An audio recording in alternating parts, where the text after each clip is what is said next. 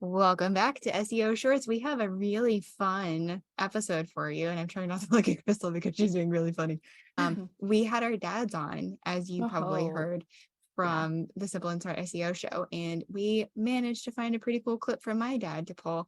He was getting into really like the psychology of SEO and sales. Would you agree that's what it was? Oh yeah, it was like a masterclass in psychology and sales. Yeah, loved it.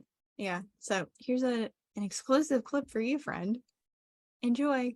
And one of the small companies I ran, I put light bulbs in, and I used to sell a lot to churches. And so is not unusual for me to, after talking to a secretary, talk to a pastor or an elder. And the bulbs, I had some unique properties and they would be interested. And I'd put some up and demonstrate them. And in this one church, I was putting these bulbs in, and I was in like a family-oriented area, right? A food area or something. And an older gentleman came in. I found out later he's a deacon. Anyway, he came in and he's having this horrible situation. And he winds up talking to me about it, and I talk him down off the cliff. Then later the pastor comes in. The pastor's trying to stay away from this guy, right? This guy was in looking for the pastor. And so the pastor doesn't know me from anybody. I say pastor, the church leader there. Oh, the church leader. Yeah, this was actually I don't know what they call him pastors, doesn't matter. But he goes, I believe in dispensationalism, millennialism, but he's telling me all these things. And he's 75 years old. And so I looked at him, I said, Pastor, what? I said, why do you believe all those things?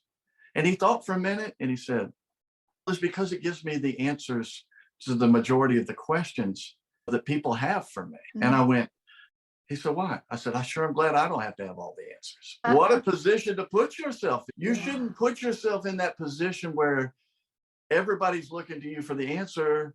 You should be the person that people are interacting with, engaging with. And because, you know, what we were talking about earlier, people learn best by interacting and by you asking a question, not just by you pontificating. Yeah. And so here he's trying to avoid this guy who, by the way, I was able to help a little bit, but the bottom line is he was running away from him because he didn't have an answer for it. And all I wanted to do, I asked him a few questions. When I got done asking him the questions, he felt a little silly. And then he went home and I'm sure he maybe thought about it a little bit differently. And that's really the point, right? I don't have to have all the answers, but I sure don't mind plowing in where I don't have necessarily the answer. Maybe together we can dig it out a little bit, right? And that's one of the things you guys do for other people is you'll take something that maybe both of you aren't necessarily the expert on, and then you bring another person in that's a little more of an expert. But then by the time you all pull it apart, you probably all find out that nobody's the expert, but we all have different little strategies and things that we try, and we can build on those and get a little bit stronger. So that was the point I was going to make. That was really good. Yeah, I love that. There was everything that you're saying. It reminds me of the fact that you are part of a team. And so you definitely come with a team mindset and from like the football days and stuff. That's what you're talking about. But some people embrace that and some people don't. Some people want to be the star. Some people want to be a good player on a team. And you don't know this, Dad, but Crystal was an athlete and coached athletes. So she's very much tied into the whole, like, I know that's where her brain is right now. Yeah. So I'm thinking about this because it's like, you can recognize the alphas, you can recognize the people that just want to be a part, who might need a little encouragement or whatever. And I think the best leaders are encouragers. What you said about not tearing yourself down when you coach up your employees. Never build a file against yourself. Yeah. It reminded me of when I first became a teacher, we had a new teacher training. And they gave us homework. And so when we came back the next month, we were supposed to bring the homework. And guess what? Like 100% of us forgot to do the homework. And the teacher of our teacher training said, well, now you know how it feels. So the next time your kids don't bring their homework. Right. And you're hitting on something that's a really critical point. And that is when we're hard on ourselves, we're hard as a judge. We're judging. And when you're that teacher in that teacher role and that student hadn't brought that homework, you're the judge, right? I've learned, and it's sometimes life has to beat it into you, but maybe a little empathy goes a long way. And we're not talking about perpetual excuse making for somebody.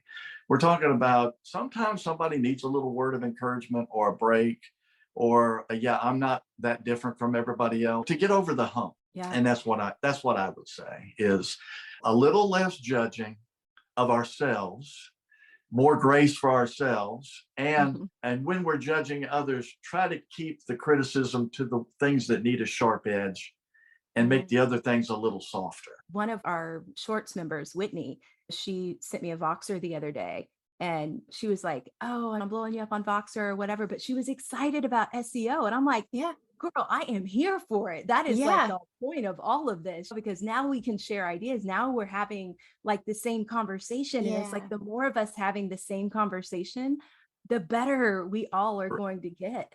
That's correct. Right. And that's why for me, one of the learning. things, exactly. That's why one of the things that it really has been a guiding light for me is that we're not alone. You're not alone.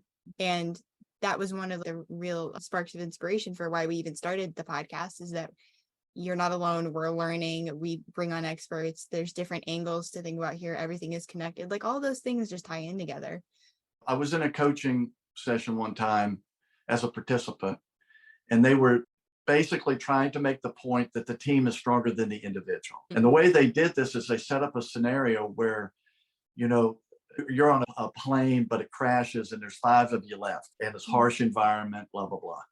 And then each of those 5 people have different personalities, right? And what Crystal said about one being the alpha, that's a strength of that alpha, is to take the leadership role, right? But if you only lean on your strength, you're going to create a weakness. So maybe that group with the alpha was the team that died, because the lesser person, or maybe the least person on the team, who had a little bit different take on the situation than everybody else, was exactly right, and everybody else was exactly wrong.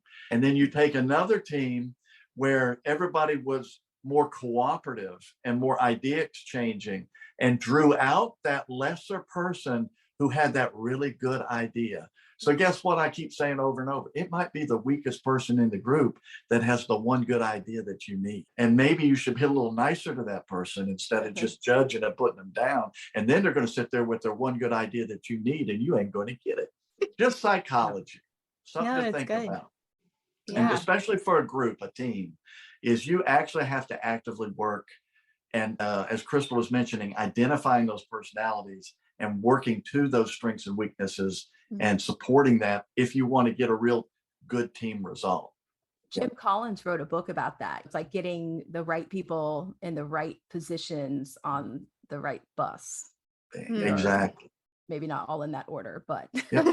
Yeah, sometimes somebody has to go from the team. They're not a cooperative participant. And sometimes you have to bring somebody else into the team. But now in the scenario I was describing, that wasn't possible. But in real life, we build our teams. Like you have Team Crystal, and Brittany has Team B, and I got Team Crazy. But everybody's got a team.